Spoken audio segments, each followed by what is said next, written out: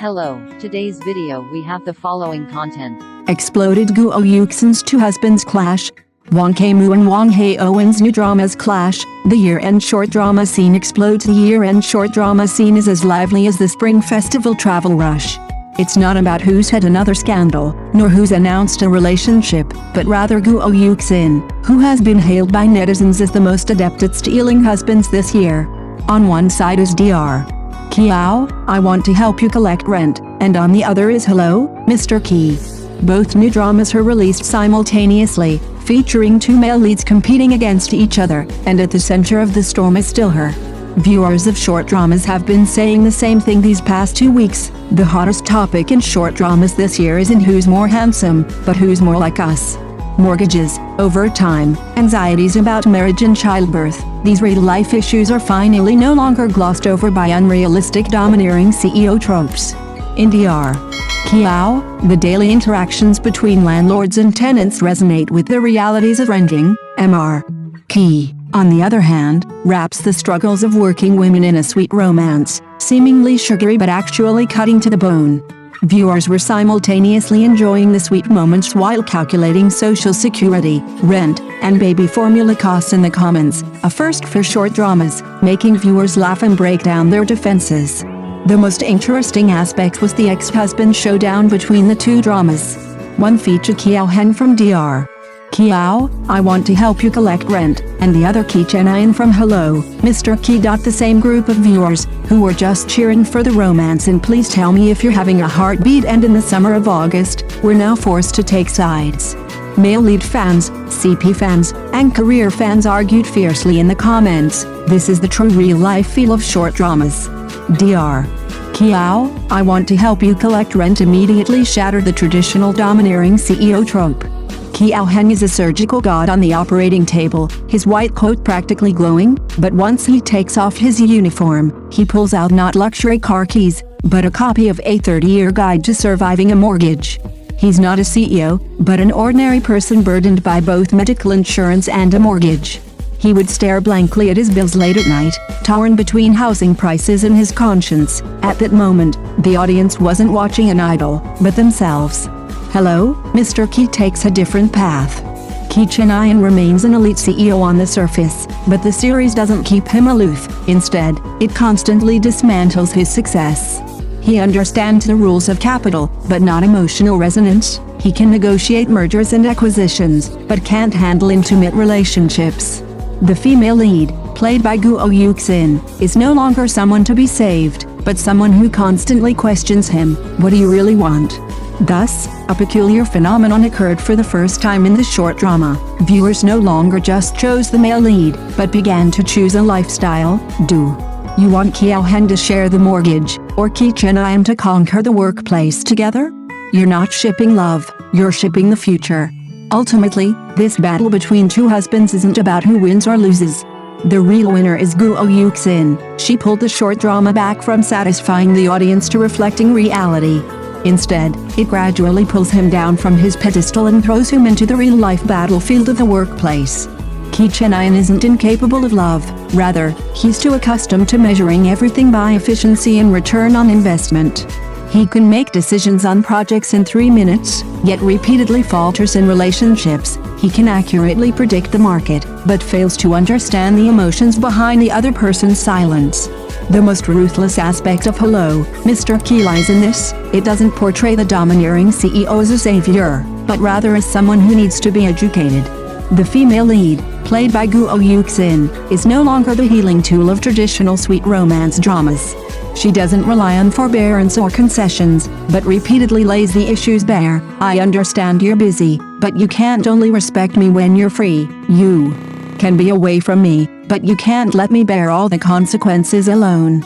These lines instantly flooded the screen with comments. This isn't about romance, it's a lesson in emotional reflection for working women. If Dr. Kiao tapped into the survival anxieties of lower-class workers, then Hello, Mr. Ki taps into the emotional dilemmas of middle-class women. One is chased by a mortgage, the other is drained by emotional labor, seemingly two different worlds, yet they converge in the same female lead. This is the key to Guo Yuxin's short drama physique. She didn't become famous for her crying scenes, nor did she trend for artificial sweetness. Rather, she precisely hit the most real pain point of today's audience. We don't lack romantic fantasies, we lack understanding. This leads to this surreal scene. Viewers feel sorry for Haowen and Dr. Kiao, who works until dawn calculating accounts, while simultaneously yelling at Chen and Mr. Ki, learn to apologize before you start dating, semicolon. They say, I want someone who can share the mortgage, while also being moved by the ideal type who works hard alongside me. This isn't about taking sides, it's about the tug-of-war of reality.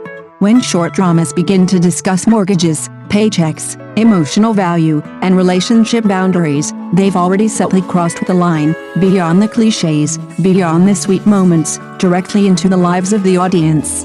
No wonder some say that Guo Yuxin isn't stealing husbands, she's helping viewers properly resolve the unresolved issues of relationships in real life.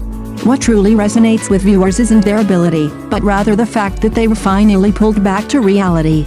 Even Haowen, a top surgeon, has to repeatedly check his bank balance via SMS. Chen, a winner in the financial world, can't escape the complex interplay of marriage, children, public opinion, and institutional constraints.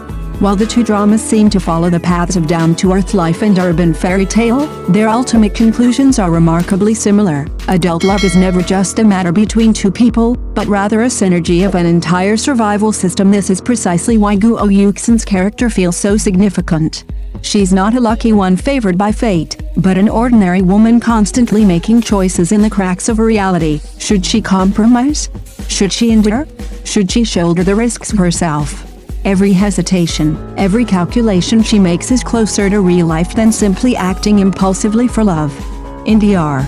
Kiao, she calculates the balance between rent and dignity. In Mr. Ki, she calculates the costs of career, health, and the future. Different identities, different circumstances, but the same core. Women are no longer allowed to exist solely for love.